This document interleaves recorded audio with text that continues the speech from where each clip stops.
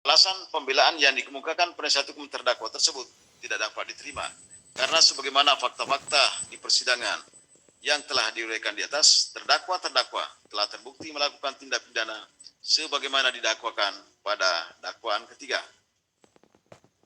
Menimbang bahwa karena semua unsur-unsur pidana pada pasal 93 Undang-Undang Nomor 6 Tahun 2018 tentang kekarantinaan kesehatan junto pasal 55 ayat 1 ke 1 KUH pidana telah terpenuhi, maka terdakwa telah terbukti melakukan tindak pidana tidak mematuhi kekarantinaan kesehatan dilakukan secara bersama-sama sebagaimana didakwakan pada dakwaan ketiga. Menimbang bahwa karena terdakwa telah terbukti melakukan tindak pidana sebagaimana didakwakan pada dakwaan ketiga, maka dakwaan selanjutnya tidak perlu lagi dipertimbangkan.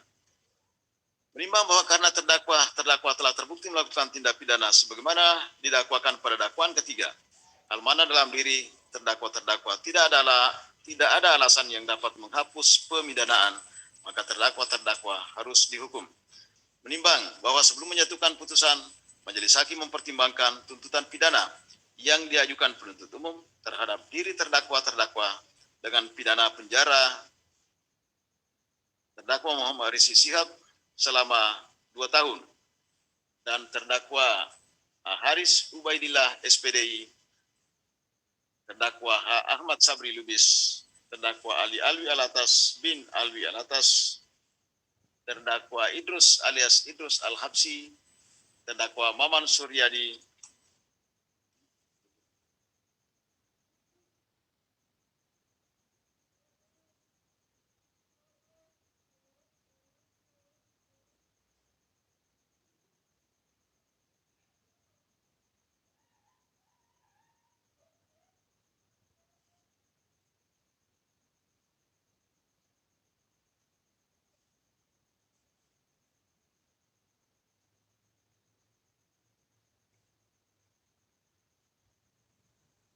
saya ulangi, dengan tuntutan pidana penjara selama 1 tahun dan 6 bulan. Majelis hakim berpendapat bahwa tuntutan pidana tersebut jika memperhatikan perbuatan dan kesalahan terdakwa dipandang agak berat bagi terdakwa karena ternyata penuntut umum mendasarkan tuntutannya pada dakwaan pertama pada pasal 160 KUH pidana menghasut untuk melakukan tindak pidana tidak mentaati kekarantinaan kesehatan. Namun sesuai fakta di persidangan, terdakwa tidak ada melakukan hasutan maupun melakukan kekerasan terhadap penguasa umum. Terdakwa hanya terbukti melakukan tindak pidana pada dakwaan ketiga pasal 93 Undang-Undang RI Nomor 6 Tahun 2018 tentang kekarantinaan kesehatan junto pasal 55 ayat 1 ke 1 KUH pidana, ancaman pidananya maksimal 1 tahun penjara dan atau denda. Saya ulangi, dan atau pidana denda maksimal 100 juta rupiah.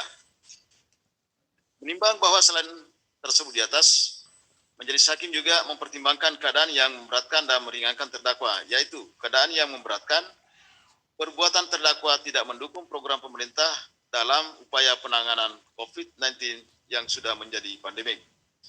Keadaan yang meringankan, terdakwa memberi keterangan secara jujur sehingga memudahkan pemeriksaan di persidangan. Terdakwa mempunyai tanggungan keluarga dan terdakwa sebagai guru agama Islam.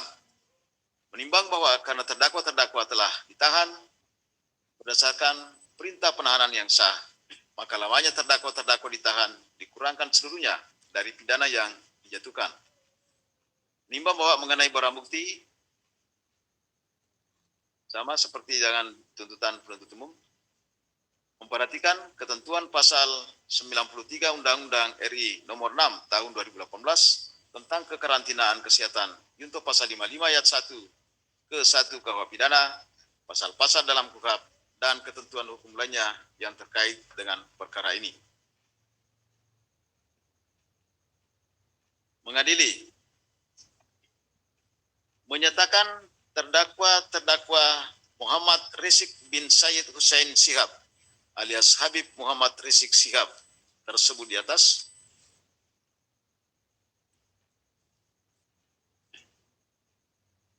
dan terdakwa H.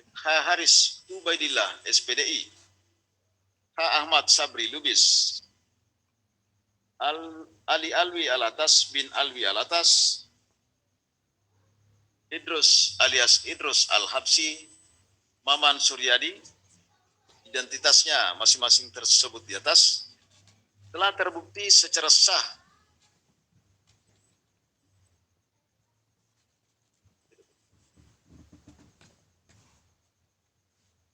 saya ulangi,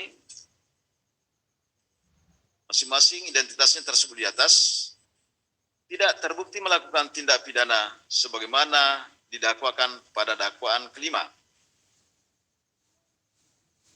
Menyatakan membebaskan terdakwa-terdakwa tersebut dari dakwaan kelima.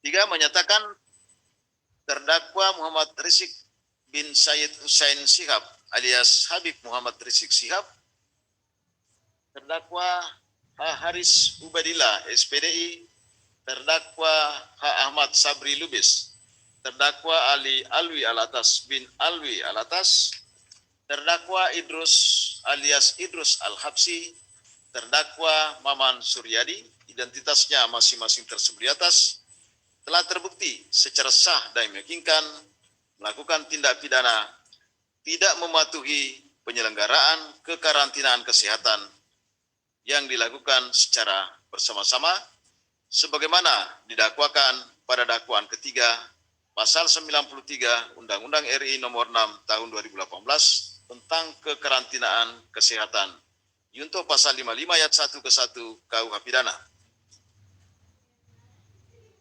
4. Menjatuhkan pidana atas diri terdakwa Muhammad Rizik bin Said Hussein Shihab alias Habib Muhammad Rizik Shihab, terdakwa Haris Ubaidillah SPDI, terdakwa H. Ahmad Sabri Lubis, terdakwa Ali Alwi Alatas bin Alwi Alatas,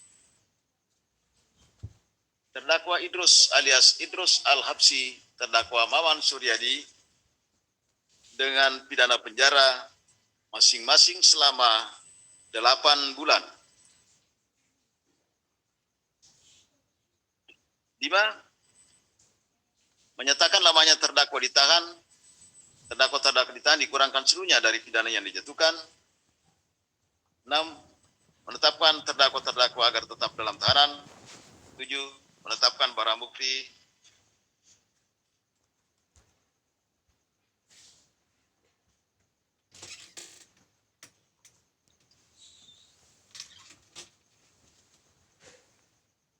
nomor urut 1 sampai 112